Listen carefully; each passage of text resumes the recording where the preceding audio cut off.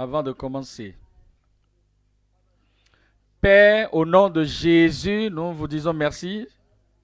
Nous demandons, Seigneur, que vous expliquiez votre parole à chacun de nous et que la parole soit appliquée à tout le monde et que nous recevions la compréhension de la parole du Seigneur ce soir afin que nos vies portent plus de fruits pour le royaume de Dieu au nom de Jésus. Garde-nous éveillés. Aide-nous à comprendre et que l'Esprit du Saint puisse faire une application personnelle à chaque vie. Merci Seigneur pour les ossements.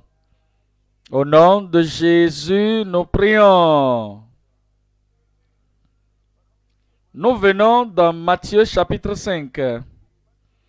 Et dans Matthieu chapitre 5, nous considérons le verset 13 jusqu'au verset 16.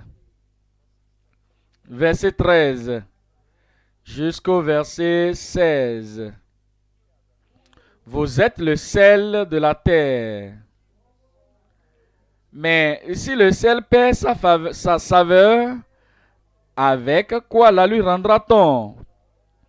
Il ne sert plus qu'à être jeté dehors et foulé aux pieds par les hommes.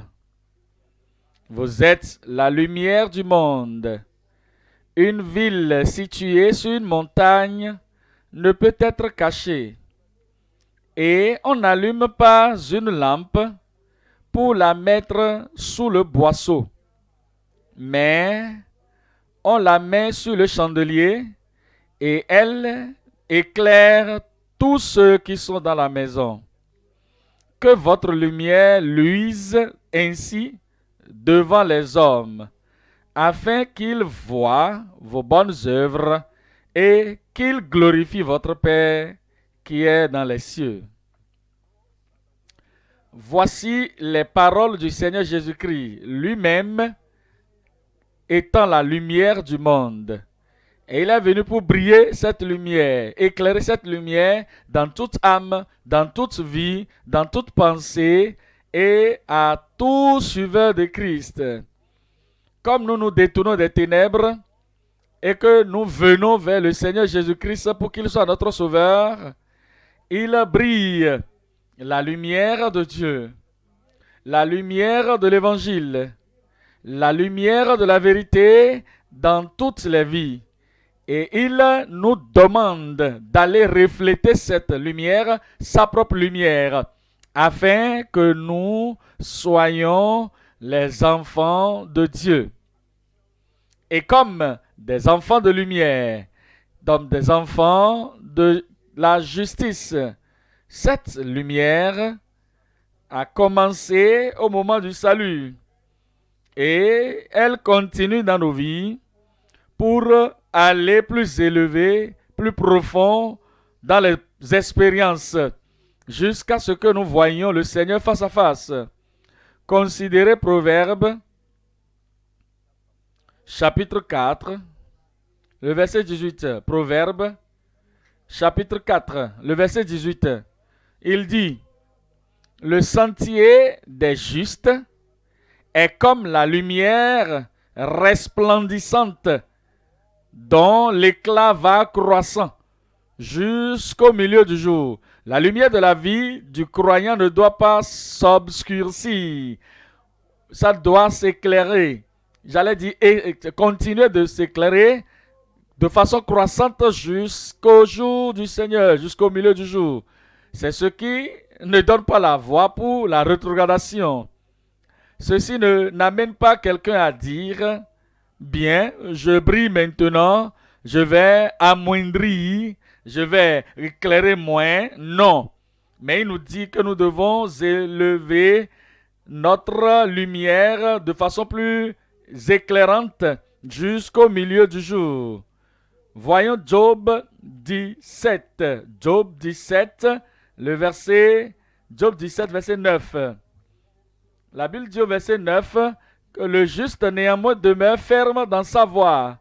Celui qui a les mains pures se fortifie de plus en plus. Alors, comme nous sommes les lumières dans le monde, partout où nous allons, nous devons éclairer.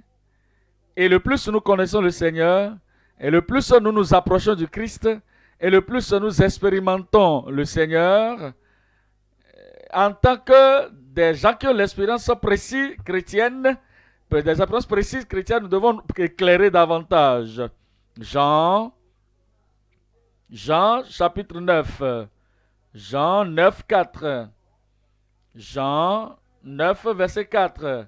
Il dit au verset 4, Jean 9, verset 4, il dit « Aussi longtemps que je suis dans le monde, je suis la lumière du monde. » Il est en train de nous dire qu'il est la lumière du monde et que nous aussi nous devons briller et briller davantage dans sa vie avec nos vies. Jean 12, 46. Jean 12, le verset 46. Il dit, verset 46 dit que je suis venu dans le monde. Si je suis venu comme une lumière dans le monde, afin que quiconque croit, celui qui est le Seigneur, celui qui accepte le Seigneur, celui qui croit au Seigneur, celui qui croit en moi, quiconque croit en moi ne demeure pas dans les ténèbres. Il est la lumière du monde. Et lorsque nous venons à lui, nous sommes convertis à lui, nous sommes connectés à lui, nous éclairons dans la lumière de Christ. 1 Jean 1, verset 5. 1 Jean 1, verset 5. La nouvelle que nous avons apprise de lui, ce n'est pas que nous avons entendu de la bouche des prédicateurs en général, ou vous l'avez entendu de la bouche des apôtres en général, mais nous l'avons reçu de sa part, de la bouche de Jésus-Christ, le Seigneur. La nouvelle que nous avons apprise de lui et que nous vous annonçons, ce que nous entendons de Christ ou avons entendu de Christ, de notre Seigneur, de notre Sauveur, de notre Maître, c'est exactement ce que nous déclarons. Alors nous vous déclarons que Dieu est lumière et qu'il n'y a point en lui de ténèbres. Si nous disons que nous sommes en communion avec lui et que nous marchons dans les ténèbres, nous mentons et nous ne pratiquons pas la vérité. Si nous marchons dans la lumière, si nous vivons dans la lumière, si nous manifestons la lumière, si nous reflétons la lumière de Christ, si nous marchons dans la lumière, comme il est lui-même dans la lumière, comprenez cette comparaison, comme lui-même est dans la lumière, comme Christ est dans la lumière, comme Christ marche dans la lumière, comme Christ manifeste la lumière. Si nous autres marchons dans la lumière, comme il est lui-même dans la lumière, nous sommes mutuellement en communion. Et le sang de Jésus, son Fils, nous purifie de tout péché. Je prie que la lumière de Christ brille dans chacun de nos cœurs au nom de Jésus. Alors Philippiens 2, 15. Philippiens 2, 14 jusqu'à 16. Philippiens 2, 14. Le verset 14 dit que faites toutes choses sans murmure ni hésitation, afin que vous soyez irréprochables et purs, des enfants de Dieu irrépréhensibles au milieu d'une génération perverse et corrompue, parmi lesquelles vous brillez comme les flambeaux dans le monde. C'est très clair dans la parole du Christ. L'Ancien et le Nouveau Testament, de façon constante, que si nous sommes des chrétiens et que si nous sommes nés de nouveau, nous sommes des enfants de Dieu, nous sommes des enfants de la lumière, nous marchons dans la lumière, nous vivons dans la lumière et nous faisons tout ce que nous faisons dans la lumière, que la lumière de Christ, la lumière du caractère chrétien doit briller au travers de nous. Et il déclare que nous devons briller comme des lumières dans un monde pervers et corrompu. Portant la parole de vie, et je pourrai me glorifier au jour du Christ. Qu'est-ce que les Philippiens, marchant dans la lumière, avaient à faire avec l'apôtre Paul, se réjouissant au jour du Seigneur? L'explication est celle-ci. si les croyants convertis au travers de la prédication de l'apôtre Paul arrivent à la maturité au travers du disciple-là de l'apôtre, s'ils marchent dans le mien, alors l'apôtre Paul aura quelque chose à démontrer pour son ministère. Au jour du rapport, au jour de compte, il aura de récompense pour ce qu'il a fait. Et il va se réjouir. Mais si de l'autre côté, ils réclament être nés de nouveau, ils réclament être convertis, ils réclament être venus au Seigneur à travers de l'apôtre Paul et son ministère, et qui continuent de marcher dans les ténèbres de caractère, les ténèbres de comportement, les ténèbres de l'occultisme, les ténèbres du mal, alors ils ne seront pas en train de se préparer pour le ciel et n'iront pas au ciel. Et lorsque l'apôtre Paul serait venu au jour du compte, quel serait son fruit? Il n'y aurait pas de joie. Je prie que nous aurons de joie sur vous au nom de Jésus.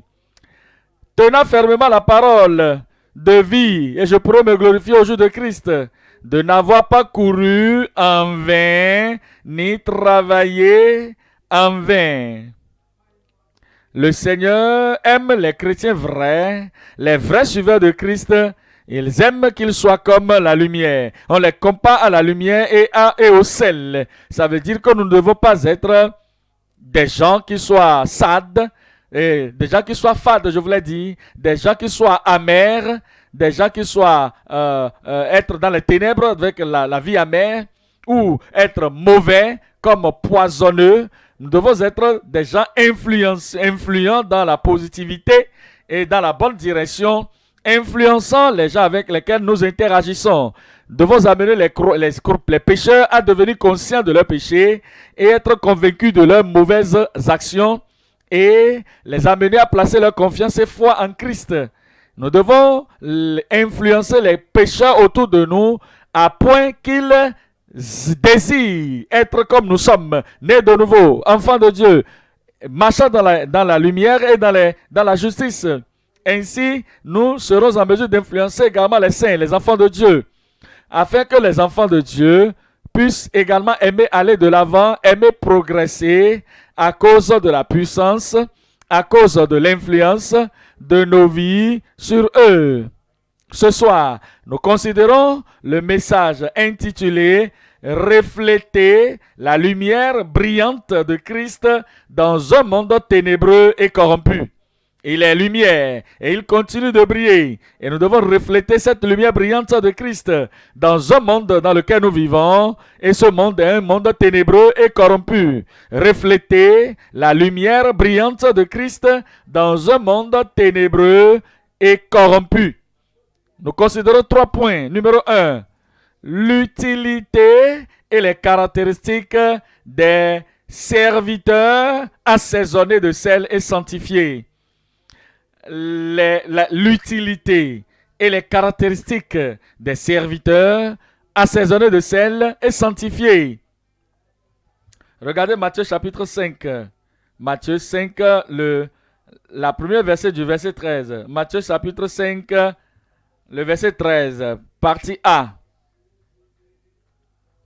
Vous êtes le sel de la terre. Il leur parlait individuellement. Il leur parlait corporellement. C'est-à-dire que de façon... il envoie la parole en l'ensemble. Il parlait en tant qu'individu à Pierre, individu, André individuellement, Jean individuellement. Il vous parle individuellement en tant que personne. Vous êtes le sel de la terre. On peut dire, tu es le sel de la terre. Et aussi, ce vous est également mis pour la congrégation, la communion, les croyants ensemble. Vous tous mis ensemble, vous êtes le sel de la terre. Comme nous mentionnons le sel de cette façon, nous devons comprendre que Dieu fait l'utilisation de ce mot sel. Numéro 1, dans nos vies privées. Numéro 2, dans nos vies de famille. Numéro 3, dans l'adoration de Dieu. Numéro 4, dans le monde dans sa largesse. Alors, regardez comment Dieu utilise le mot sel. Et il utilise le sel lui-même de façon différente. ou de diverses manières. Et il est en train de dire, voici qui nous sommes et ce que nous sommes. Regardez Lévitique 2. Lévitique 2, le verset 13. Lévitique chapitre 2, le verset 13. Tu mettras du sel sur toutes tes offrandes. Tu mettras du sel sur toutes tes offrandes. Ça, c'est l'adoration. Vous voulez offrir à Dieu, vous sacrifiez quelque chose à Dieu, et il dit que cette offrande devait être assaisonnée de sel. Tu ne laisseras point ton offrande manquer de sel, signe de l'alliance de ton Dieu. Sur toutes tes offrandes, tu mettras du sel. Tu ne dois pas l'oublier. Tu veux offrir quelque chose à Dieu. C'est une offrande brûlée, une offrande de bonne odeur à l'Éternel. Il ne doit pas manquer du sel dessus. Et il dit sur toutes tes offrandes, tu mettras du sel. Vous devez vous poser la question alors. Si les choses que vous offrez au Seigneur n'a pas la douceur de la grâce, la douceur de ce qui plaise à Dieu, est-ce que vous donnez seulement quelque chose qui manque la douceur, qui manque l'assaisonnement de sel ou pas? Ézéchiel, chapitre 43, le verset 24. Ézéchiel 43, verset 24.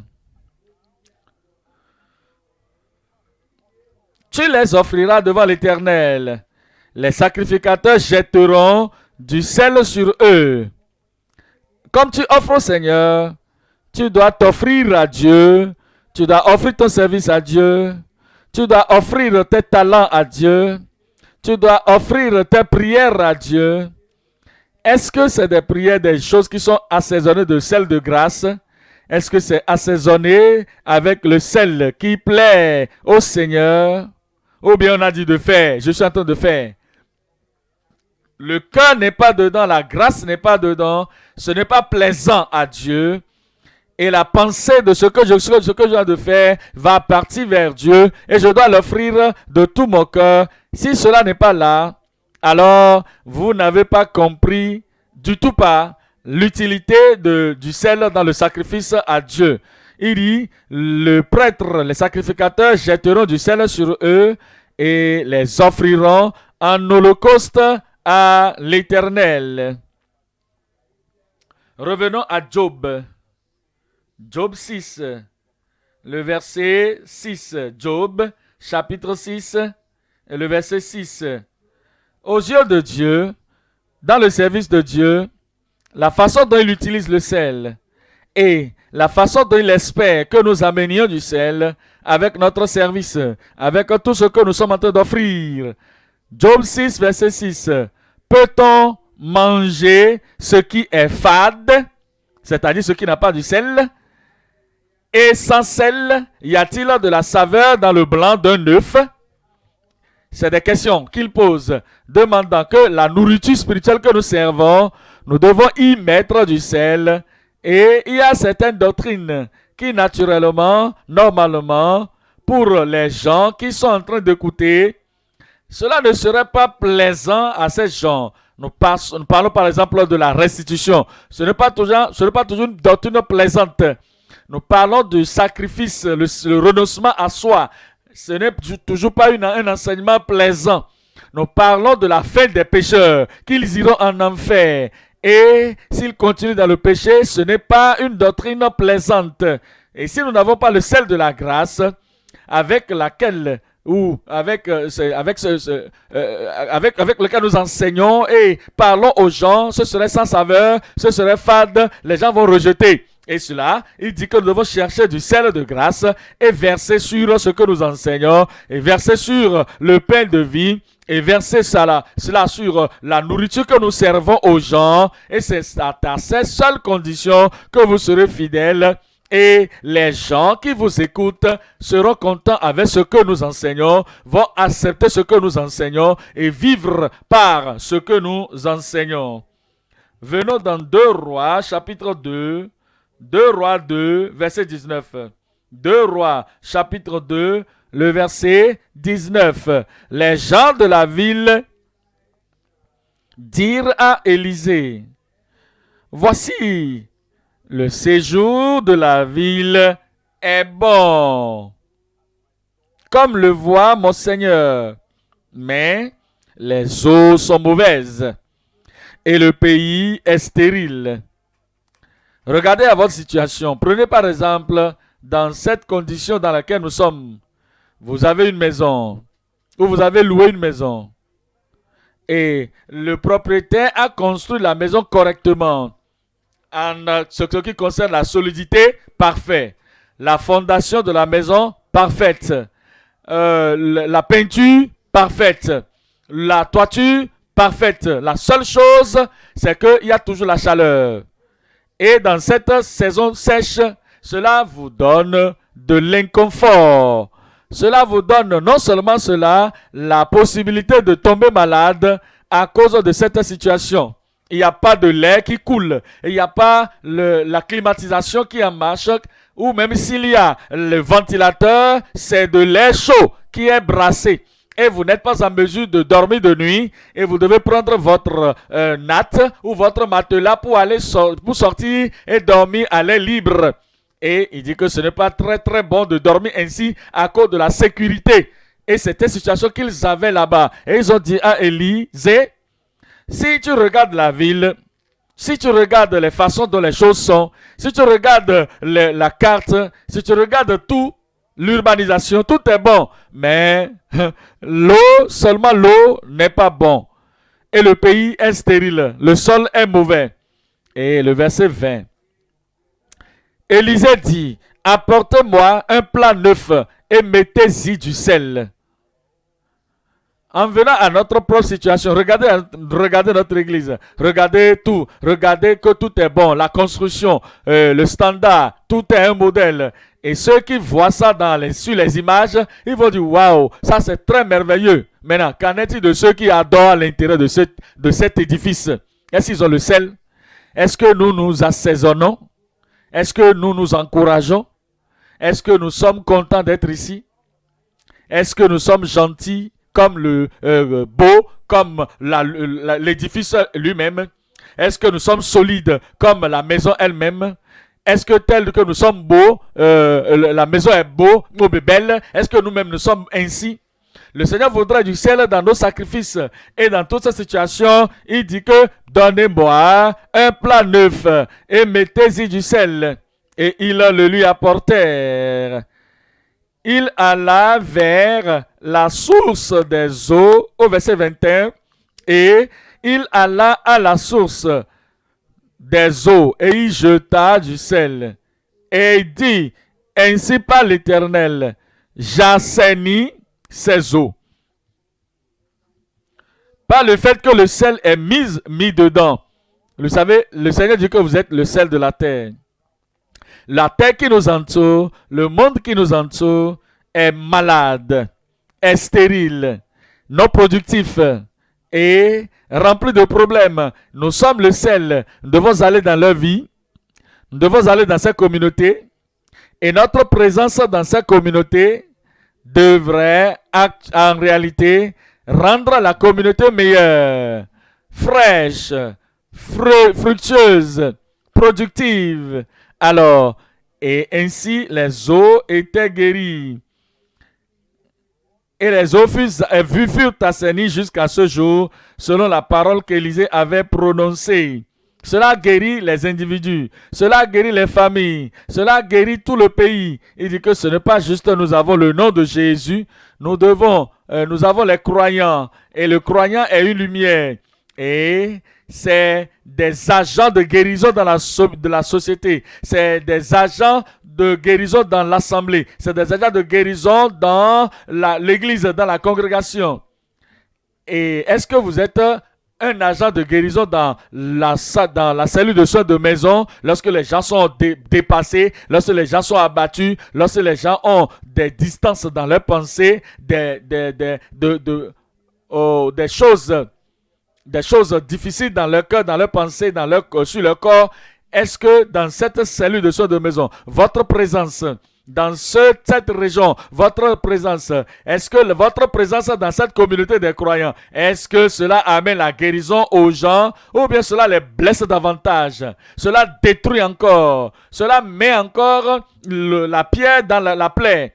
Il dit que et les eaux furent assainies jusqu'à ce jour, selon la parole qu'Élisée avait prononcée. Je prie que nous soyons des agents de guérison au nom de Jésus. Non seulement cela, que ce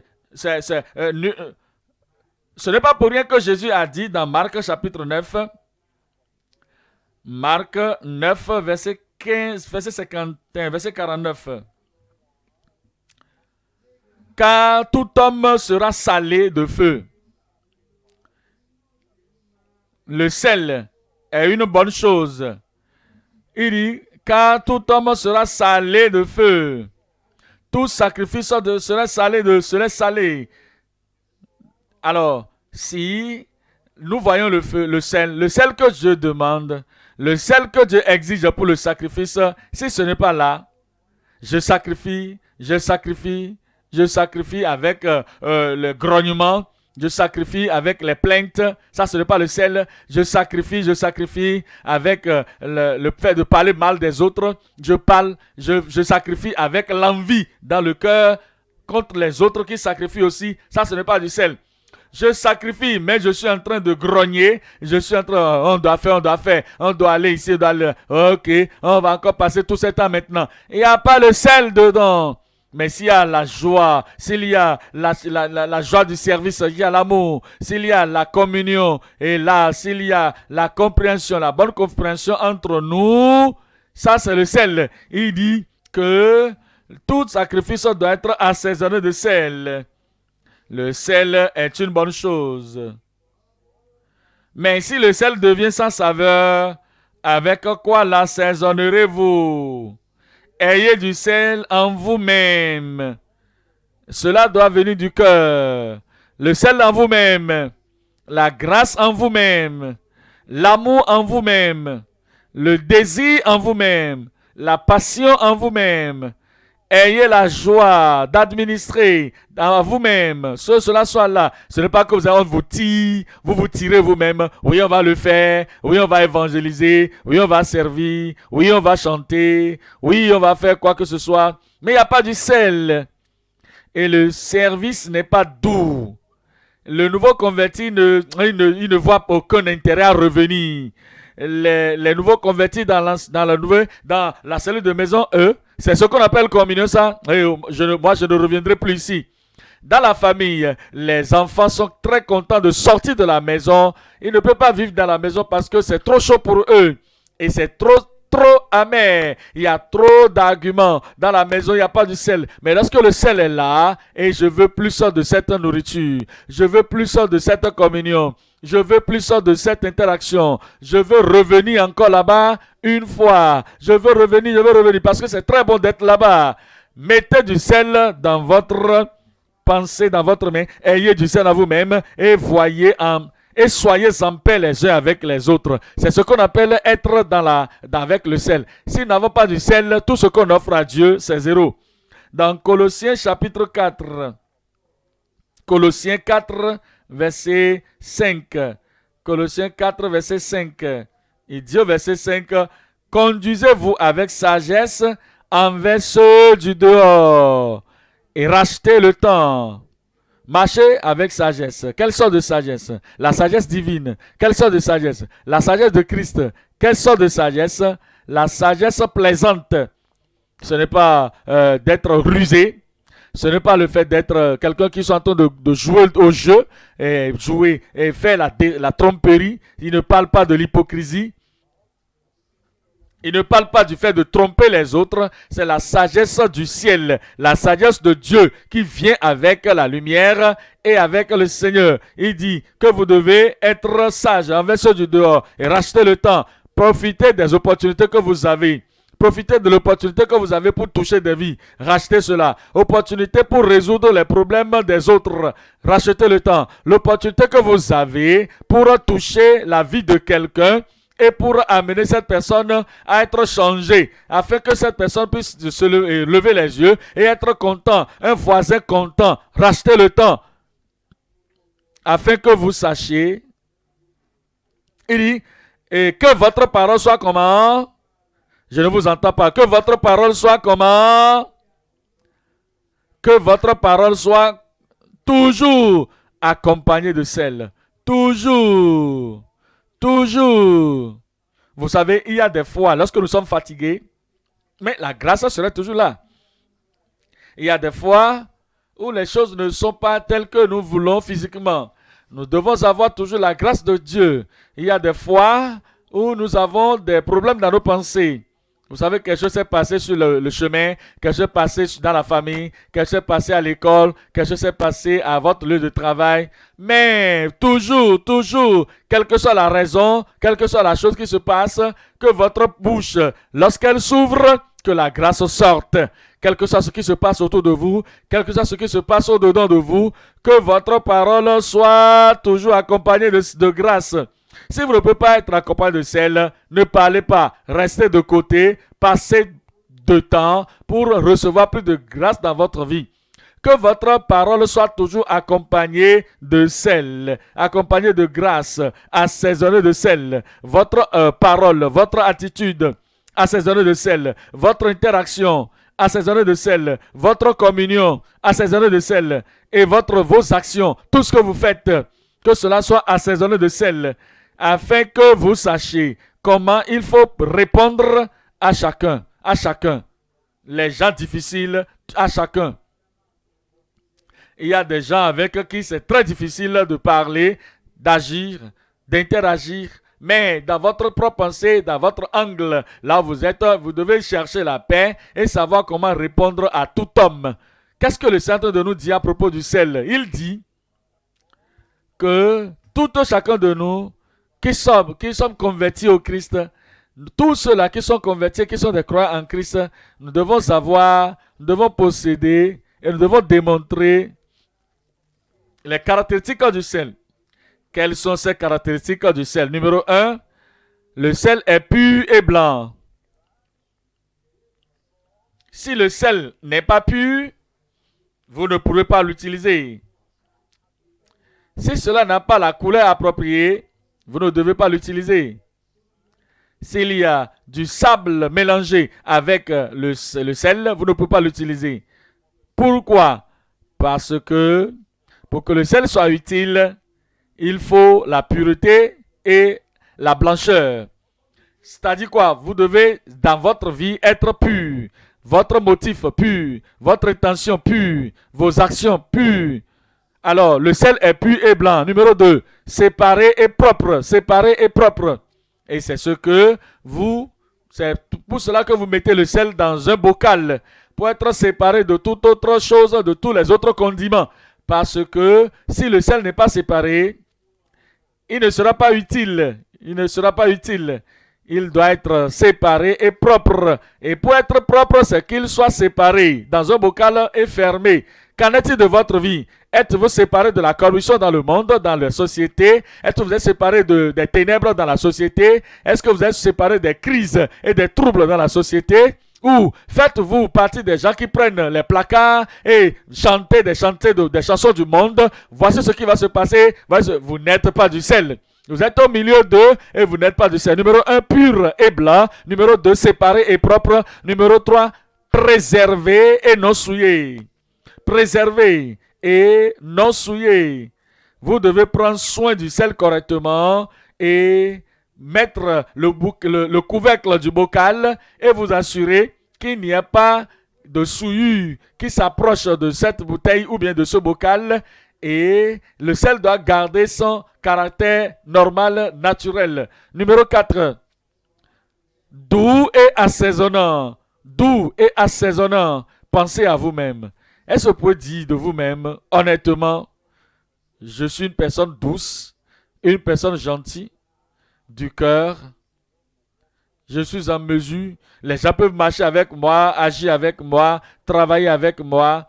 Ou bien est-ce que les gens sont là en train de faire avec vous? Il fait partie de nous aussi. Nous ne pouvons pas le laisser de côté. Nous ne pouvons que faire avec lui. Il est tellement aigri. Il est tellement différent de tout le monde.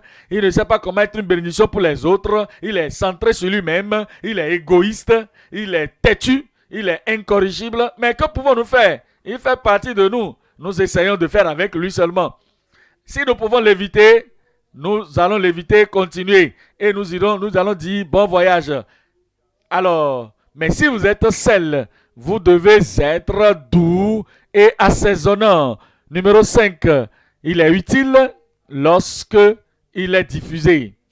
Il est utile lorsque utilisé. Si vous le gardez dans un bocal à tout moment et que vous ne faites pas sortir cela pour utiliser sur votre nourriture, il est inutile. Et la même chose avec le croyant qui dit qu'il est saint, qui dit qu'il est pur, qui dit qu'il est ceci, il est cela. Il ne diffuse pas, il ne touche pas de vie, il ne sort pas de sa chambre, il ne va pas dans des endroits. Il est juste utile lorsqu'il est utilisé, lorsqu'il est diffusé. Numéro 6, le sel est unique et universel. Il est unique et universel. Le sel n'est pas comme les autres ingrédients. Vous ne pouvez pas dire, voici le sel, ça ce n'est pas le sel, non. C'est comme le sel, non, il n'y en a pas. Il n'y a pas de sel artificiel. Le sel est unique et universel. Les Noirs prennent du sel, les Américains prennent du sel, les Européens prennent du sel, les jeunes, les vieux, les femmes, les hommes, les enfants, nous prenons tous du sel. C'est tout le monde qui prend du sel, c'est universel. Est-ce que vous êtes un chrétien universel? Là où vous êtes, là où vous allez, je vous l'ai dit, est-ce que vous reconnaissez en disant que vous n'êtes pas, on ne va pas vous dire que vous êtes béninois, vous êtes togolais, vous êtes camerounais, vous êtes français, vous êtes ceci, cela. On ne fait pas de différence entre les chrétiens. On ne va pas dire pourquoi il est comme ça. Il est du nord, il est du sud, il est de l'est. Non, tu es du sel. Le sel n'a pas de discrimination. Le sel est unique et universel. Qu'en est-il de votre chrétienté? Les gens avec lesquels vous êtes en communion. Et les gens que vous amenez dans le service AA, celui-là n'est pas de ma tribu. L'autre là ne vient pas de mon village. Il n'est pas de mon dialecte. Je ne peux pas faire foi à qui que ce soit qui ne vient pas de ma zone. Ça, ce n'est pas du sel, ça. Le sel est unique et universel. Numéro 7. Le sel est préservant et influent. Préservant et influent. C'est-à-dire, il permet de préserver quelque chose et il est utilisé pour influencer. Vous savez, le sel est utilisé pour préserver les repas, utilisé pour préserver surtout la viande dans les anciens temps. Et il est influent. Il est influent. Ça, c'est la vie d'un croyant. Est-ce que vous préservez ce qu'on a placé sous vous?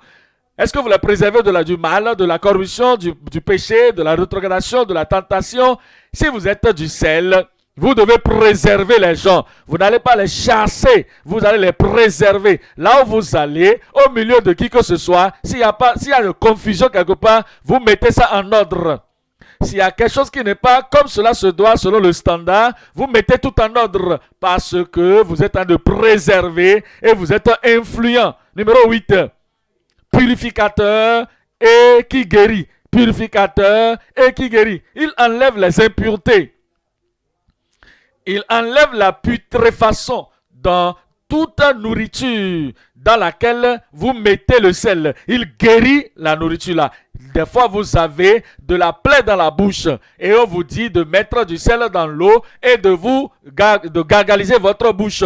Alors, vous le faites pour un temps et tout ce que vous avez comme bactéries dans la bouche est guéri. Il vient pour purifier et guérir. Est-ce que votre vie guérit les gens? Est-ce que votre vie vient blesser les gens? Est-ce que votre vie est une vie qui amène des blessures sur les gens ou bien la guérison? Numéro 9. Le sel est constant et prédictible. C'est-à-dire quoi? Si vous connaissez quelque chose du sel, vous le mettez dans la bouteille et vous le faites sortir après. Le sel est toujours sel. Il garde toujours sa saveur. Il est constant. Prédictible. Prédictible, c'est quoi? Si je prends le sel maintenant, je peux dire que la saveur serait telle. Est-ce que vous êtes prédictible? Est-ce qu'on peut, est-ce que vous êtes, des fois vous êtes content, des fois vous êtes en train de faire autre chose. Si tout est bon, vous êtes en joie, vous êtes vraiment gentil avec tout le monde. Mais si quelque chose venait à vous faire du mal, vous n'êtes plus comme vous étiez. Vous n'êtes pas prédictible. Vous changez à tout moment. Mais dans le cas du sel, le sel est constant et prédictible. Numéro 10. Il est nécessaire pour les hauts saints et aux pécheurs. Tout le monde a besoin du sel. Les pécheurs ont besoin du sel. Les saints ont besoin du sel. Les vieux ont besoin du sel. Les jeunes ont besoin du sel. Nous avons tous besoin du sel. Et le Saint est en train de dire que vous êtes le sel de la terre. Faites tout pour que les gens aient besoin de vous là où vous allez. Vous êtes nécessaire pour les saints et les pécheurs. Numéro 11. Indispensable et irremplaçable. C'est-à-dire que vous êtes toujours, on a toujours besoin de vous. Vous êtes indispensable. Il n'y a pas une chose qu'on peut prendre pour vous remplacer. C'est irremplaçable. Je vais essayer ceci comme le sel. Non, ça ne marchera pas. Parce que le sel est le sel indispensable et on ne peut pas mettre autre chose à sa place. Numéro 12. Serviable à Dieu et à l'homme. Avez-vous remarqué dans la Bible comment Dieu a dit que j'ai besoin du sel sur les offrandes? Mettez le sel sur mon offrande. Et c'est important, utilisable, indispensable, serviable à Dieu et à l'homme. L'homme a besoin du sel aussi bien que Dieu. Je prie que nos vies soient ainsi. Je prie que ma vie soit ainsi. Pure et blanc. Séparé et propre. Préservé et non souillé. Doux et assaisonnant. Utile lorsque diffusé. Unique et universel. Préservant et influent. Purificateur et qui guérit. Constant et prédictible. Nécessaire aux saints et aux pécheurs. Indispensable et qui ne peut être remplacé. Indispensable au Dieu, serviable à Dieu et à l'homme. Point numéro 2. L'inutilité et le rejet du sel sableux et sans saveur. Si vous laissez le sel être mélangé avec du sable, ça fait du sel sableux. Et ce sel sableux perd sa saveur. Ce sel sableux devient fade. Ce sel sableux perd son caractère, son attribut d'assaisonnement. Qu'est-ce qu'il reste à faire? On le jette et il devient inutile. Alors l'inutilité est le rejet du sel sableux et sans saveur. Matthieu 5. Matthieu chapitre 5, le verset 13. Matthieu 5, 13.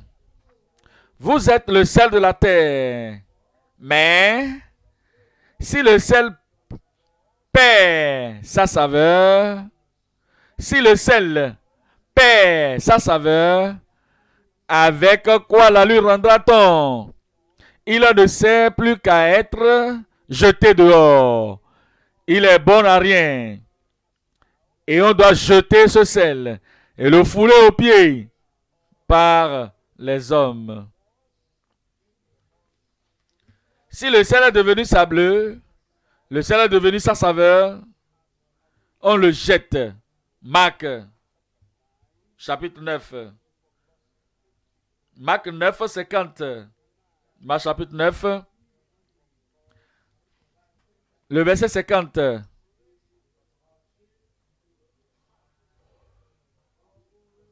Le sel est une bonne chose, mais si le sel devient sans saveur, avec quoi l'assaisonnerez-vous?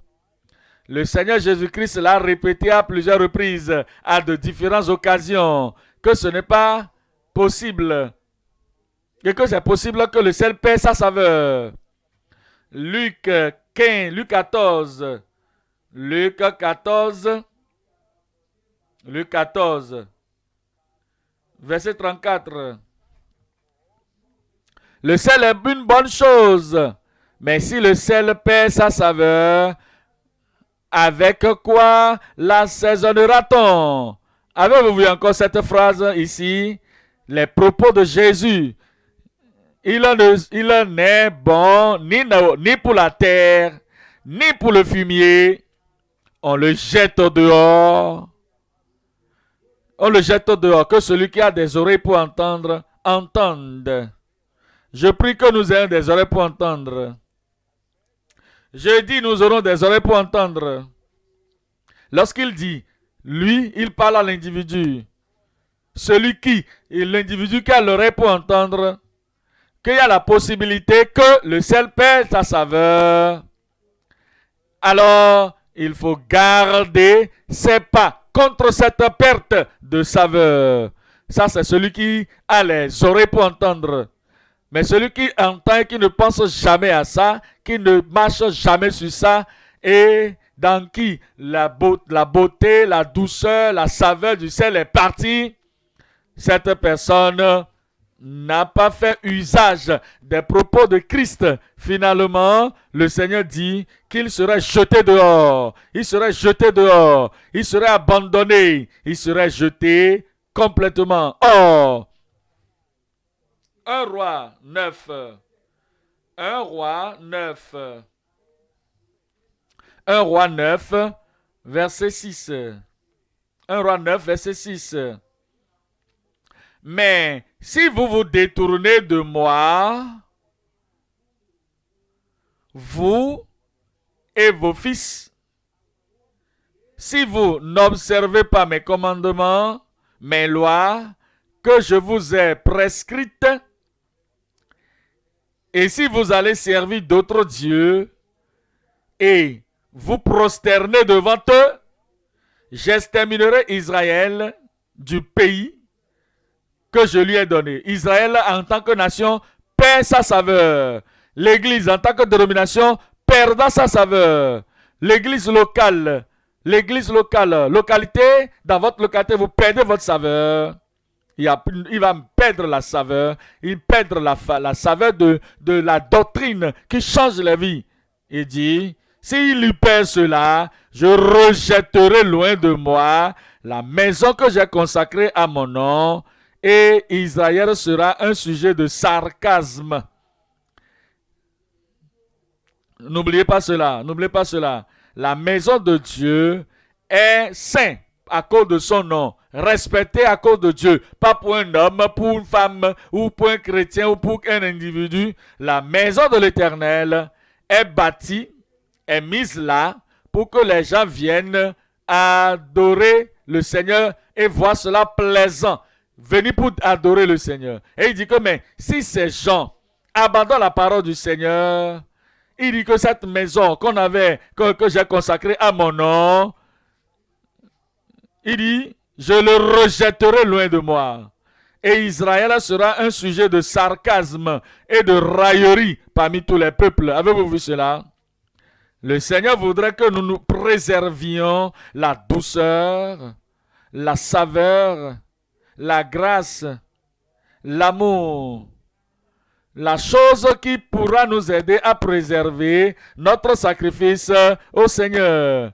2 Rois 17. 2 Rois 17, verset 17. Il y a une possibilité, si nous perdons nos expériences chrétiennes, si nous perdons ce qui nous donne d'être comme Christ, et nous perdons la grâce de Dieu sur nos vies, et nous perdons la gloire de la vie chrétienne sur nos vies, la possibilité est là que cela peut être perdu. Ça, c'est au salut. Le salut, cette espérance peut être perdue, et nous sommes jetés loin du Seigneur. 2 Rois 17, le verset 17. Ils firent passer par le feu leurs fils et leurs filles. Ils se livrèrent à la divination et aux enchantements, et ils se vendirent pour faire ce qui est mal aux yeux de l'Éternel. Ils se sont vendus pour faire le mal. Ils se sont consacrés pour faire le mal, afin d'irriter l'Éternel. Lorsque les gens se vendent à faire le mal, ils perdent la saveur, le sel de la grâce de Dieu. Ils perdent le sel de l'espérance chrétienne. Et lorsque ce sel est perdu, j'allais dire, lorsque cette saveur est perdue, l'espérance perdue, oh, la fermeté perdue, qu'est-ce qui suit?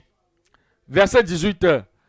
Aussi l'Éternel s'est-il fortement irrité contre Israël et les a-t-il éloignés de sa face. Voilà, la présence de Dieu est enlevée. La protection de Dieu est enlevée. La puissance de Dieu est enlevée. Et il n'y a rien qui soit laissé si ce n'est la tribu de Juda seule. Aussi, la tribu de Juda n'a pas gardé les commandements de l'Éternel leur Dieu.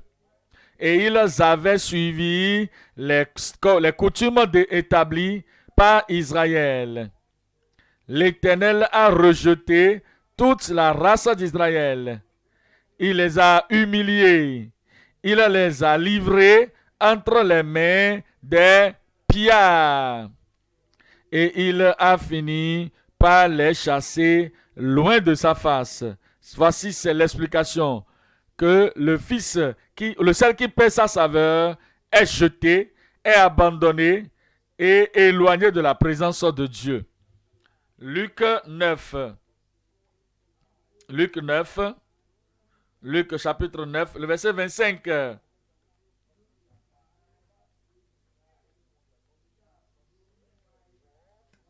Voici les propos de Christ lui-même. Il dit que servirait-il à un homme? Qu'est-ce que cela profiterait à un homme?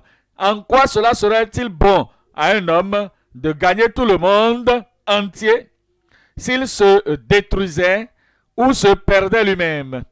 Il s'est perdu entre les mains de Satan. Satan veut un outil et il est un outil entre les mains de Satan. Il s'est utilisé et il se laisse dans les mains du péché. Le péché est rampant. Le péché vacille et là pour chercher qui dominer. Et il s'est rendu disponible. Il s'est perdu. Il s'est détruit dans les mains de la société du péché. Et parce que la société est corrompue et qu'il s'est laissé, la société l'a avalé. Et maintenant, il est perdu dans le jugement pour toujours et pour toujours, pour l'éternité. Nous considérons Matthieu chapitre 3. Matthieu 3, verset 8. Matthieu 3, verset 8. Au verset 8, la Bible dit: produisez donc du fruit digne de la repentance et ne prétendez pas dire en vous-même: nous avons Abraham pour père. Car je vous déclare que de ces pierres-ci, Dieu peut susciter des enfants à Abraham. Verset 10. Déjà, la cognée est mise à la racine des arbres. Les arbres, le pluriel, tous les arbres. Tout le monde va répondre pour lui-même. Tous les arbres. Je suis Christ. Je suis la foi d'Abraham. Je suis un enfant de Dieu. Est-ce que vous portez de fruits? Est-ce que vous continuez d'avoir les attributs saisonniers d'assaisonnement de sel? Est-ce que vous êtes doux pour Dieu, plaisant pour Dieu? Aussi doux dans la maison de Dieu et le peuple de Dieu, et maintenant et agir comme celui qui est à la, déjà la cognée est mise à la racine des arbres, et tout arbre donc qui ne produit pas de bons fruits, regardez ça, tout arbre, quelles que soient les perceptions religieuses, et tout arbre, quel que soit le niveau dans la dénomination locale, tout arbre qui ne portera pas de bons fruits sera coupé et jeté au feu. Il y a un rejet. Matthieu 8. Matthieu 8, le verset 11. Matthieu 8, le verset 11. Au verset 11, il dit: oh, je vous déclare que plusieurs viendront de l'Orient et de l'Occident et seront à table avec Abraham, Isaac et Jacob dans le royaume des cieux. Mais les fils du royaume seront jetés dans les ténèbres du dehors. Ça veut dire quoi? que ceux qui ont le droit de réclamer le royaume, et Jésus est venu vers les siens l'ont rejeté, puisqu'ils ne l'ont pas reçu, et qui n'ont pas dans leur vie le sel de grâce, pas de nouvelle naissance, pas d'espérance de salut, pas de connexion avec Christ. À cause de ce choix qu'ils ont fait, ils seront jetés dans les ténèbres du dehors, où il y aura des pleurs et des gémissements ou des grincements de dents. Matthieu, chapitre 13, le verset 47. Le royaume des cieux est encore semblable à un filet jeté dans la mer et rassemblant des poissons de toute espèce. Quand il est rempli, les pêcheurs le tirent. Et après s'être assis sur le rivage, ils mettent dans des vases ce qui est bon et ils jettent ce qui est mauvais. Il en sera de même à la fin du monde. Les anges viendront séparer les méchants d'avec les justes. Et ils les jetteront. Ils feront quoi? Ils feront quoi? Ils les jetteront dans la fournaise ardente, où il y aura des pleurs et des grincements de dents. Il y a un rejet qui existe, rejeté du royaume de Dieu. Si le sel perd sa saveur, si le croyant perd son attitude d'assaisonnement, son attribut, s'il perd sa saveur, la grâce au salut qui devait faire de lui le sel de la terre, si le croyant perd cela, il demeure fade, il reste vide, il reste inutile et on le jette. Chapitre 25 de Matthieu. Chapitre 25 de Matthieu. Le verset 26. Matthieu 25. Verset 26. Son maître lui répondit: serviteur méchant et paresseux. Lui, il avait perdu sa saveur. Il a commencé par accuser le Seigneur qu'il est difficile, qu'il est un contremaître, qu'il est hostile, qu'il exige quelque chose, il veut du fruit, alors qu'il n'a pas semé. Tu veux que je sois en train de faire le travail pour toi, pour que tu viennes prendre? Non. Et le Seigneur lui dit: serviteur méchant et paresseux, tu sais que je moissonne où je n'ai pas semé et que j'amasse où je n'ai pas vanné. Qu'est-ce qui va te rester maintenant?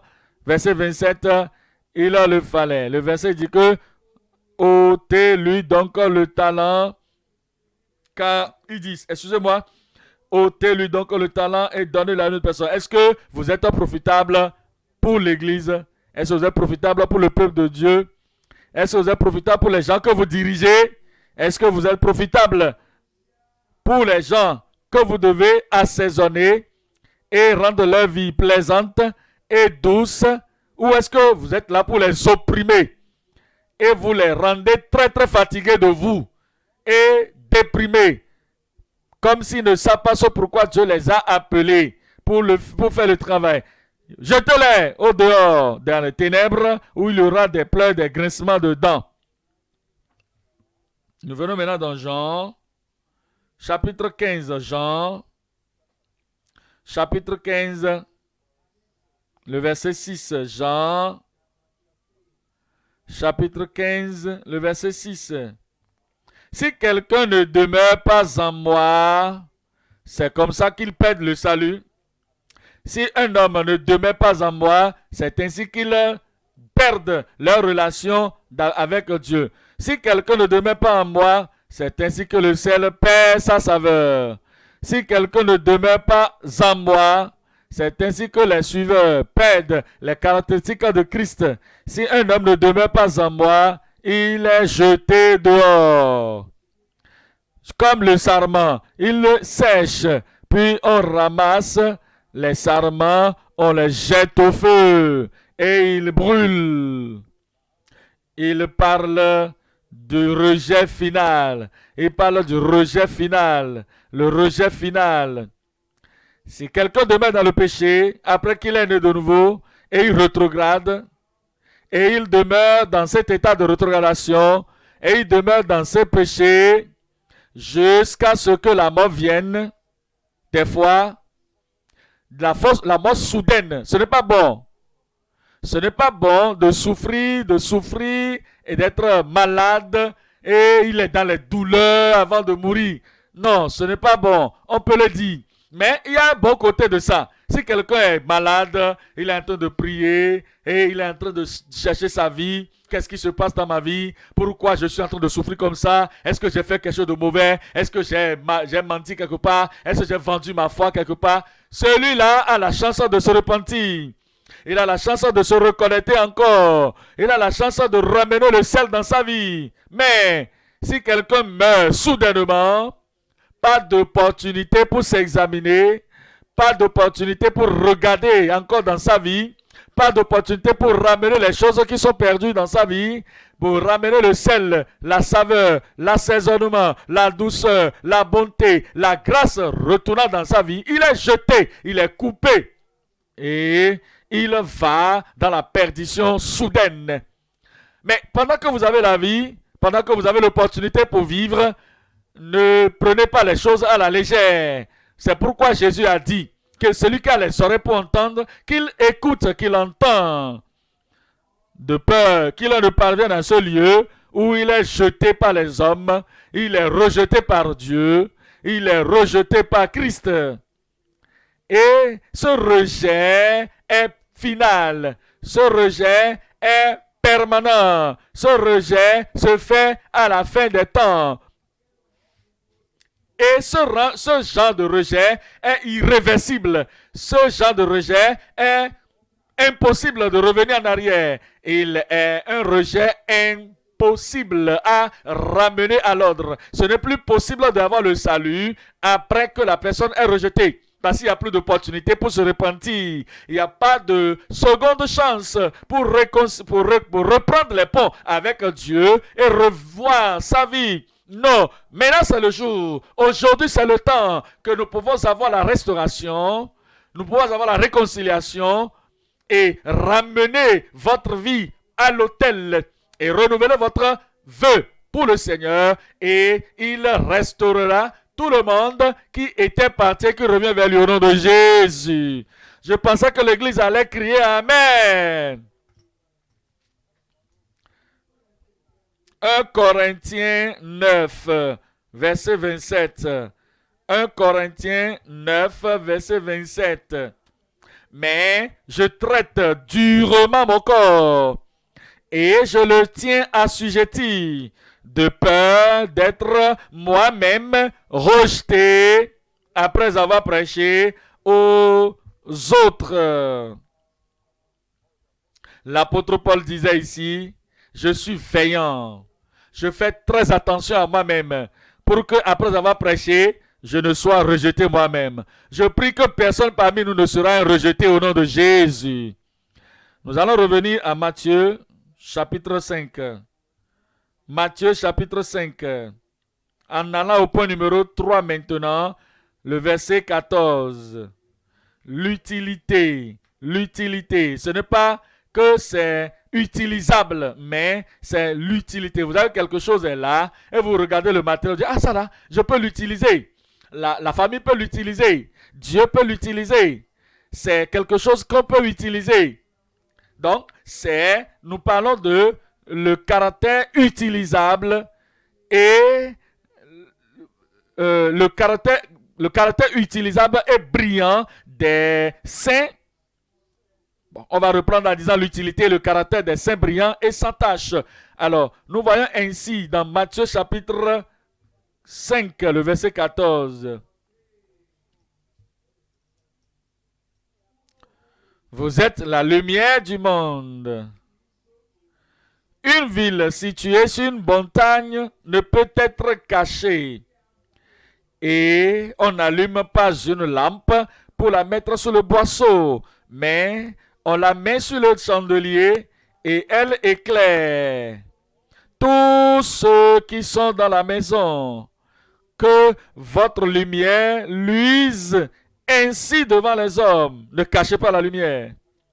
Ne couvrez pas la lumière. Vous êtes sauvés, non? Montrez ça. Vous êtes sanctifiés. Révélez cela. Démontrez cela. Vous avez le pouvoir de cet esprit. Voyons ça. Et vous avez la voix pour pouvoir vivre pour la gloire de Dieu. Il ne faut pas dire oh, non, non, non, non, je ne veux pas sonner mon propre trompette. Je ne peux pas je veux déclarer ça dans le public. Je ne veux pas prêcher. Je ne veux pas faire quelque chose. Non, les gens vont me regarder et vont dire alors que toi aussi tu connais ça. Jésus a dit que votre lumière luise, que votre lumière luise ainsi devant les hommes, afin qu'ils voient. Laisse-les voir. Tu es né de nouveau? Laisse-les voir. Que ton mari voit, que les voisins voient. Tu es né de nouveau?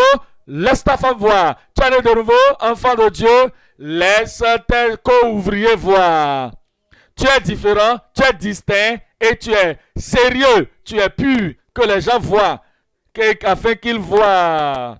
Que votre lumière luise ainsi devant les hommes, afin qu'ils voient vos bonnes œuvres. Ça, c'est l'objectif, ça. C'est pour cela. C'est le but. C'est ce que nous courons après. Qu'ils voient pour glorifier votre Père qui est dans les cieux. Nos vies vont briller. Si la vie ne brille pas, ça veut dire que la vie n'est pas là. Si elle est là, elle va briller. La lumière de l'évangile, la lumière de la parole de Dieu, si c'est là, ça ne peut pas être caché. Que votre lumière luise, afin qu'il voie vos bonnes œuvres et qu'il glorifie votre Père qui est dans les cieux. Jean, chapitre 8, le verset 11. Elle répondit, non Seigneur. Et Jésus lui dit, je ne te condamne pas non plus. Va et ne pêche plus. Nous ne pouvons pas être en train de pécher et dire ma vie brille, ma vie brille. C'est pas possible. Si vous êtes dans le péché, votre vie ne brille pas. Regardez le verset 10. Et Jésus leur dit encore, je suis la lumière du monde. Celui qui me suit ne marchera pas dans les ténèbres, mais il aura, dites-moi, la lumière de la vie. Si vous êtes né de nouveau, vous allez le démontrer. Si vous êtes né de nouveau, votre lumière va briller. Verset 46, chapitre 12, Jean 12. Jean 12. Verset 36. Il dit, pendant que vous avez la lumière, croyez à la lumière, afin que vous soyez les enfants de la lumière. Vous avez la lumière, Christ est la lumière du monde. Il est proche de toi. Voici ton opportunité. Lorsque tu vas pouvoir accepter, parce que lorsque la trompette va sonner et que l'église serait partie, la tribulation, la grande tribulation serait, et tu ne pourras pas avoir la prédication clairement. Il y aurait un temps de ténèbres, un temps d'épreuve, un temps de trouble, un temps de tribulation. Maintenant, pendant que vous avez l'opportunité, croyez à la lumière, afin que vous soyez des enfants de lumière. Verset 46, verset 46. Il dit, je suis venu comme lumière dans le monde, afin que quiconque partout, afin que quiconque jeune et vieux, afin que quiconque femme et homme, afin que quiconque papa et maman, afin que quiconque illettré, éduqué, afin que quiconque croit en moi, ne demeure pas dans les ténèbres. Vous n'allez pas demeurer dans les ténèbres. Je dis que vous ne demeurerez pas dans les ténèbres. Romains, chapitre 13. Romains, chapitre 13, le verset 11. Romains, chapitre 13, le verset 11. 13, verset 11. Il dit au verset 11, cela importe d'autant plus que vous savez en quel temps nous sommes. C'est l'heure de vous réveiller, enfin du sommeil, car maintenant le salut est plus près de nous que lorsque nous avons cru. Qu'est-ce qu'il dit? C'est-à-dire que le Seigneur est proche de venir. Le salut final est sur le point de venir. Et nous serons sauvés complètement de cette génération perverse. Nous serons enlevés de ce siècle de troubles et de problèmes. La nuit est avancée, le jour approche. Dépouillons-nous donc des œuvres des ténèbres et revêtons les armes de la lumière. Marchons honnêtement comme en plein jour, loin des excès et de l'ivrognerie, de la luxure et de l'impudicité, des querelles et des jalousies.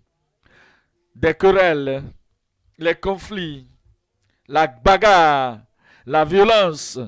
Cela vient des ténèbres, c'est du monde que ça vient, du monde corrompu, du monde perverti. Mais maintenant, marchons honnêtement comme en plein jour. 14. Mais revêtez-vous du Seigneur Jésus-Christ et n'ayez pas soin de la chair pour en satisfaire les convoitises. Nous venons à Philippiens chapitre 2, verset 14. Philippiens 2, verset 14. Philippiens chapitre 2, le verset 14. Faites combien de choses? Votre voix est partie. Faites toutes choses. Comment? Comment? Dites-moi correctement. Vous savez, il y a des gens, ils veulent faire quelque chose de bon, mais ils doivent débattre de ça, ils doivent disputer d'abord, ils doivent argumenter d'abord, ils doivent parler comme ça, pousser, tirer. Mais ça, ce n'est pas la chrétienté, ça. Il dit que vous devez venir de tout cœur, vous devez venir avec la pensée, vous devez venir avec la promptitude et dire, faites toutes choses. C'est pourquoi nous sommes en train de servir. Pas de plainte, pas de murmure, pas de débat, pas de dispute. Quel que soit ce que nous faisons, après avoir fait des débats, après beaucoup de disputes, après beaucoup d'argumentation, après beaucoup de tirer ici, tirer là-bas, cela n'a pas de récompense. Vous ne faites pas cela de la profondeur du cœur, de la profondeur de l'amour pour Dieu. Si vous faites quelque chose qui sort de l'amour de Dieu, vous devez tout faire sans murmure, ni hésitation, afin que vous soyez irrépréhensibles, irréprochables, et purs, des enfants de Dieu irrépréhensibles, au milieu d'une génération perverse et corrompue, parmi laquelle vous brillez comme des flambeaux dans le monde, portant la parole de vie. Et je pourrai me glorifier au jour de Christ. Je prie que moi je vais me réjouir ce jour-là, parce que je vous verrai là-bas. Et vous allez garder votre grâce, vous allez garder votre salut, vous allez garder votre conviction. Vous serez en train de briller comme des lumières dans votre bureau, dans votre maison, dans la communauté, dans votre village. Et vous n'allez pas permettre à ceux-là du village de vous amener dans les ténèbres de l'idolâtrie. Et ils vont dire, viens, on va te donner des titres qui est connecté aux ténèbres. Tu vas dire, jamais, je ne vais pas l'avoir. Je suis enfant de la lumière. Je garderai ma marche dans la lumière. Je continuerai de vivre dans la lumière. Et vous allez demeurer, vous allez rester dans la lumière jusqu'au dernier jour au nom de Jésus. Et nous allons nous réjouir ensemble ce jour-là. Et je saurai que je pourrai me glorifier de n'avoir pas couru en vain, ni travaillé en vain. Nous n'allons pas travailler en vain sur l'église au nom de Jésus. Nous venons à 1 Thessaloniciens chapitre 5. 1 Thessaloniciens chapitre 5. Lisons là le verset 5. 1 Thessaloniciens 5, verset 5. Il dit, vous êtes tous des enfants de la lumière et des enfants du jour. Nous ne sommes point de la nuit, ni des ténèbres. Alors, ne dormons donc point comme les autres, mais veillons et soyons sobres. Car ceux qui dorment, dorment la nuit, et ceux qui s'enivrent, s'enivrent la nuit. Mais nous qui sommes du jour, soyons sobres, ayant revêtu la cuirasse de la foi et de la charité, et ayant pour casque l'espérance du salut, car Dieu ne nous a pas destinés à la colère, mais à l'acquisition du salut par notre Seigneur Jésus-Christ. Amen. L'acte des apôtres, Actes chapitre 26, Actes chapitre 26, lisons là le verset 18. Afin que tu leur ouvres les yeux, c'est ce que nous faisons aujourd'hui. Afin que tu leur ouvres les yeux, c'est ce que le dirigeant de cellule doit faire. Afin que tu ouvres leurs yeux, c'est ce que tout pasteur, tout dirigeant doit faire. C'est comme ça que nous montrons la lumière aux autres. Amenez-les dans la lumière de la connaissance de la vérité de la parole de Dieu. Ouvrez leurs yeux, les yeux de la compréhension, les yeux de compréhension, les yeux de leur pensée, afin que tu leur ouvres les yeux pour qu'ils passent des ténèbres à la lumière. C'est ce que nous devons faire. Quelque domaine de travail où vous êtes dans l'église, il y a des gens qui sont sous votre leadership, il y a des gens que vous dirigez, il y a des gens qui sont sous votre influence. Et vous ne devez pas les amener dans les ténèbres. S'ils étaient dans les ténèbres, vous devez les faire sortir de l'influence des ténèbres et les amener dans la lumière de la révélation. Et il dit qu'ils passent des ténèbres à la lumière, de la puissance de Satan à Dieu, pour qu'ils reçoivent par la foi en moi le pardon des péchés. En les éclairant, vous allez leur donner d'avoir la possibilité d'aller vers le Seigneur et de rechercher le pardon de la part du Seigneur et avoir le pardon de leurs péchés et l'héritage avec ceux qui sont sanctifiés. Si vous êtes un vrai leader, vous voulez être un leader qu'on va récompenser à la fin des temps. Votre enseignement, votre caractère, votre conduite, votre modèle, votre style de vie doit amener les autres à être détournés des ténèbres pour la lumière. Vous devez les amener à avoir un héritage parmi ceux qui sont sanctifiés par la foi en Jésus-Christ. Nous venons dans 1 Pierre. 1 Pierre, chapitre 2, verset 9. 1 Pierre, chapitre 2 et le verset 9. Vous, au contraire, vous êtes une race élue, un sacerdoce royal, une nation sainte, un peuple acquis. C'est ce que vous devez être. Éveillez-vous. Maintenant, regardez votre vie, votre appel, votre démonstration personnelle de la grâce de Dieu. Est-ce que vous êtes un peuple, une race élue? Est-ce que vous vous souvenez que vous êtes élu? Est-ce que vous savez que vous êtes élu pour un objectif précis? Est-ce que vous accomplissez l'objectif pour lequel vous êtes choisi? Est-ce que vous êtes choisi pour faire partie d'une nation sainte, un sacerdoce royal? Est-ce que vous portez vos regards? Est-ce que vous gardez la royauté? Ou bien vous êtes frivole, vous êtes négligent, vous êtes comme tout le monde? Vous êtes comme tout le monde? Il dit que vous êtes un peuple acquis, une nation sainte, afin que vous annonciez, vous brillez, vous gardiez les vertus de celui qui vous a appelé des ténèbres à son admirable lumière. Vous êtes sortis des ténèbres pour l'admirable lumière. Nous venons dans 1 Jean 1. 1 Jean 1, le verset 5. 1 Jean 1, verset 5. La nouvelle que nous avons apprise de lui et que nous vous annonçons, c'est que Dieu est lumière et qu'il n'y a point en lui de ténèbres. Il dit que si nous disons que nous sommes enfants de Dieu, il doit y avoir la piété sans aucun péché. Il y aura la grâce sans la disgrâce. Il y aura le bon, la beauté, le caractère bon sans aucune souillure de mal. Le Seigneur est lumière. Et en Dieu, il n'y a pas de ténèbres, pas du tout.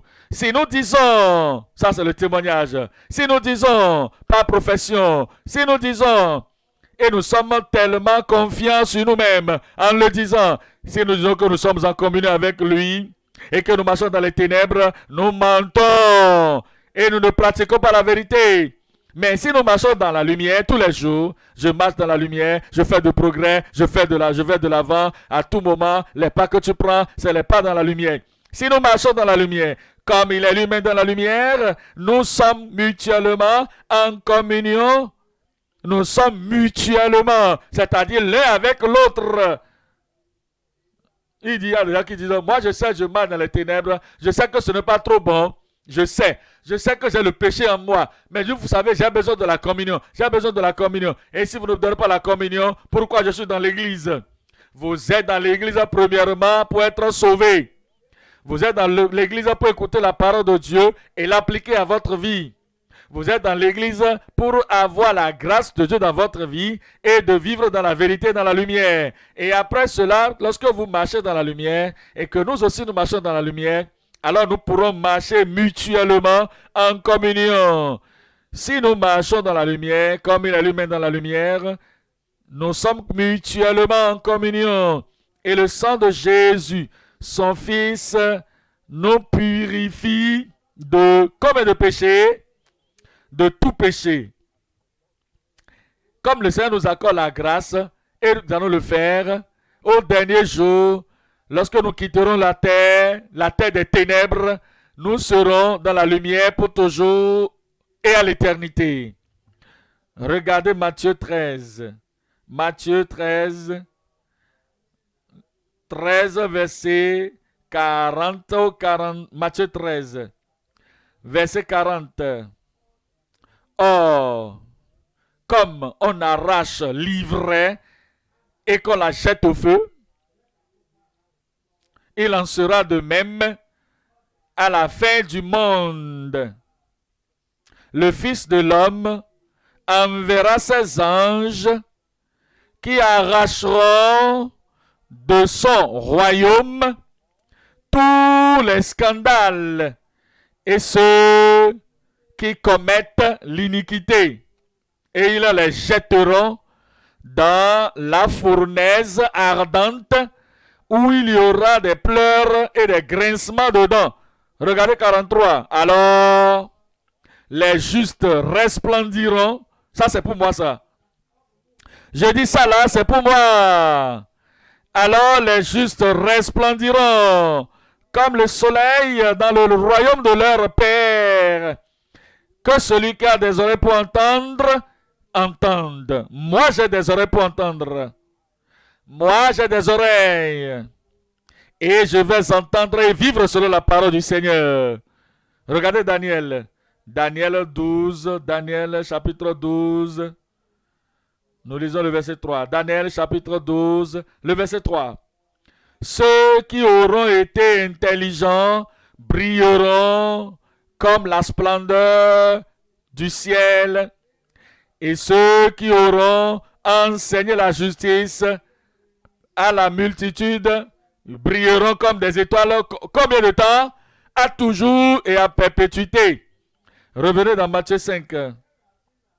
Matthieu chapitre 5, le verset 16. Matthieu 5, le verset 16. Matthieu 5, le verset 16.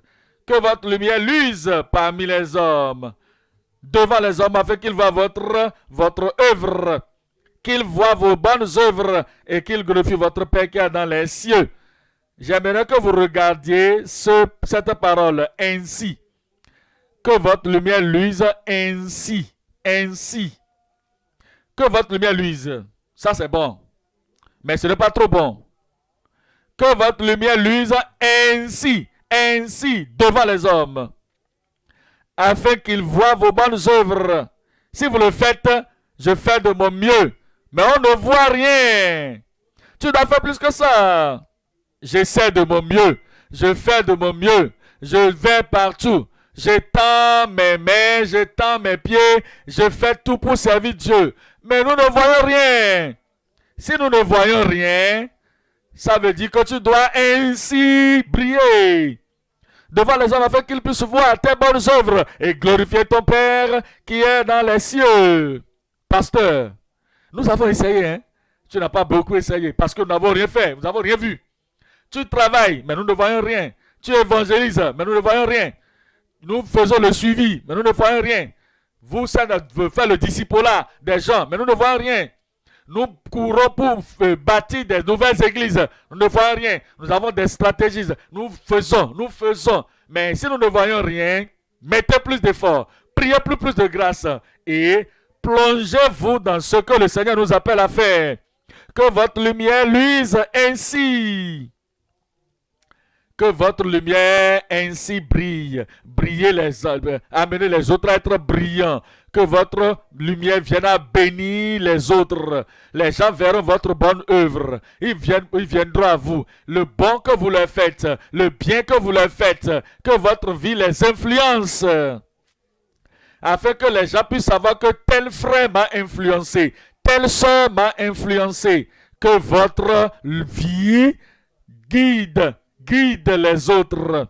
La lumière guide. S'il n'y a pas la lumière, on ne sait pas là où on va mettre les pieds. On ne sait pas, on ne connaît pas la voie. On ne voit pas la voie. Lorsque la lumière luise, on voit que votre vie guide les autres.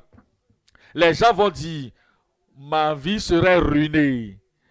Je serais devenu de n'importe quoi. J'aurais détruit ma vie de famille si ce n'était pas à cause de tel frère, de telle soeur. Que votre vie vienne à illuminer les autres et les éclairer. C'est ce que la lumière fait ça. Vous êtes lumière. Faites ça correctement pour que les gens disent, oh, j'étais ignorant, je ne connaissais rien. Mais il est venu et il m'a aidé. Sa lumière a illuminé et m'a éclairé. Je ne suis plus ignorant. Votre lumière doit être radieux. Ce n'est pas une lumière floue, une lumière qui ne radie rien, une lumière qui est juste cachée, qu'on ne voit pas. Non, ça doit être radieux. Ça doit être juste. Ce n'est pas juste, je suis juste. Oh, on a dit qu'on peut voir, mais moi je sais que je suis juste. Mon papa, ma femme, mon mari ne voit pas, mais je sais que je suis juste. Ma femme ne voit pas, mais je sais que je suis juste. Mon mari ne voit pas, les peuples ne voient pas. Je ne sais pas pourquoi ils ne voient pas, mais je sais que je suis juste. Ils ne voient rien. Que votre lumière soit juste. Que votre lumière aide. Que votre la vivre. Vous devez vivre une vie qui aide, qui donne, qui aide, qui conseille, qui est haut et bas, évangélisant, assistant. Que votre vie soit une vie d'aide. Votre vie doit être une vie qui révèle. Tu dois révéler. Ce n'est pas que vous êtes là, quelqu'un de couvrir beaucoup de choses dans la cellule de soins de maison. Ils sont de couvrir des choses dans l'église. Ils sont de couvrir dans l'église locale. Ils couvrent beaucoup d'immoralité. Ils font des choses en cachette. On ne peut pas entendre. Ce n'est pas moi qui vais dire. Ce n'est pas moi qui vais dire. Vous êtes lumière, la lumière expose. La lumière ne cache point. La lumière doit exposer ce qui est caché. La lumière doit révéler. Les gens vont dire, ah, il ne se met pas ensemble avec les gens qui sont dans les jeux de cache-cache. Je vais te couvrir, vas-y seulement. L'hypocrisie, le mensonge, la tromperie. Il ne le fait pas. Votre vie doit être révélateur ou révélatrice. Autre chose, vous devez être quelqu'un qui vit une vie qui convainc les autres. Vous, on ne peut pas vous appeler, dire, je vais faire ceci, faire cela avec lui. On ne peut jamais vous convaincre de faire d'autres choses. Mais vous devez les convaincre à finir de faire ce qu'ils font. Vous devez avoir une vie qui dispense la grâce. C'est ainsi qu'on brille. Vous devez révéler. À cause de cela, vous convainquez les autres. À cause de cela, vous convertissez les gens. Et vous dispensez la grâce envers les autres. Votre lumière, votre vie doit glorifier Dieu. Ce n'est pas le moi, doit glorifier Dieu, afin que les autres voient. Vous savez ce que je sais de ce frère? Il n'a jamais fait quelque chose que Dieu ne va pas aimer. Au lieu de faire quelque chose que Dieu ne va pas aimer, vous allez le voir, il va s'asseoir, il va se taire, il sera de prier, il sera de méditer, il sera de lire sa Bible. Il ne se met jamais dans quelque chose qui ne glorifie pas Dieu. Que votre vie soit ainsi, glorifiant Dieu et non le moi.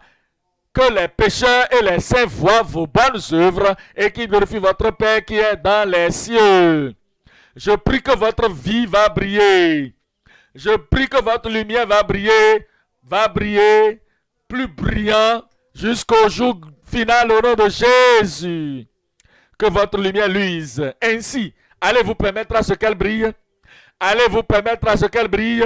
Que votre lumière luise ainsi devant les hommes. Ce n'est pas derrière les hommes. Afin qu'ils ne voient pas. C'est devant eux.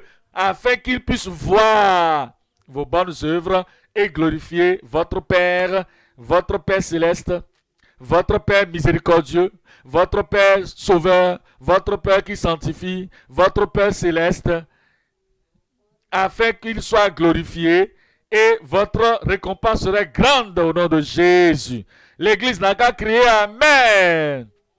Tenez-vous debout maintenant et parlez à Dieu dans la prière. Dites à Dieu, j'ai écouté ta parole, je vais prier sur ceci, ma vie va briller. Je suis le sel, je suis la lumière, et ma lumière va briller. Et ma vie va assaisonner les autres, aider les autres, afin qu'ils soient ce qu'ils devaient être.